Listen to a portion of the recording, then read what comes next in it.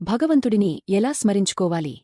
నామస్మరణం ఉదయం లేచిన వెంటనే ఓం నమో నారాయణాయ, శ్రీకృష్ణ శరణం మమ, ఓం నమః శివాయ లాంటి మంత్రాలు పలకడం.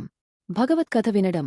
ప్రతిరోజు 10 నిమిషాలు అయినా శ్రీమద్భాగవతం, గీత, రామాయణం విని మనసును పవిత్రం చేసుకోవడం.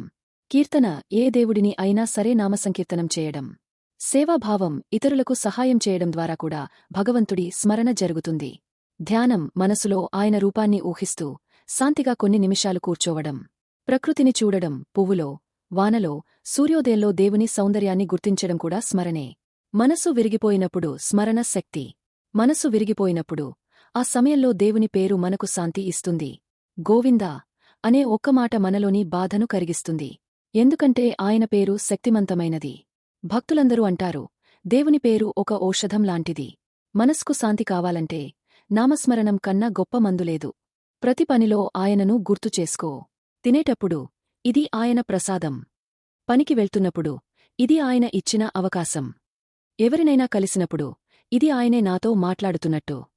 ఇలా జీవిస్తే మనం దేవుని నుండి దూరం కావడం అసాధ్యం. భగవంతుడి స్మరణ వల్ల మనస్కు శాంతి లభిస్తుంది.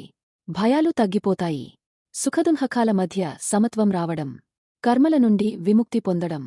ఆత్మజ్ఞానం మెలకువ అవడం. చివరికి ఆయన సాన్నిధ్యం పొందడం. ఒకసారి భగవంతుడిని స్మరించి చూడండి, మీకే తెలుస్తుంది. భగవంతుడిని స్మరించుకోవడం అంటే రోజూ గంటల జపం కాదు.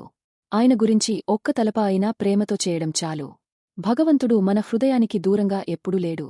అతన్ని స్మరించేది మన ప్రేమే. కష్టాల్లోనూ సుఖాల్లోనూ ఆయనను గుర్తు చేసుకుంటే ఆయన కరుణ ఎప్పుడూ మనపై ఉంటుంది. జీవితం ఎలా ఉన్నా ఒక మాట గుర్తుపెట్టుకోండి, స్మరణమే మోక్షానికి మొదటి మెట్టు.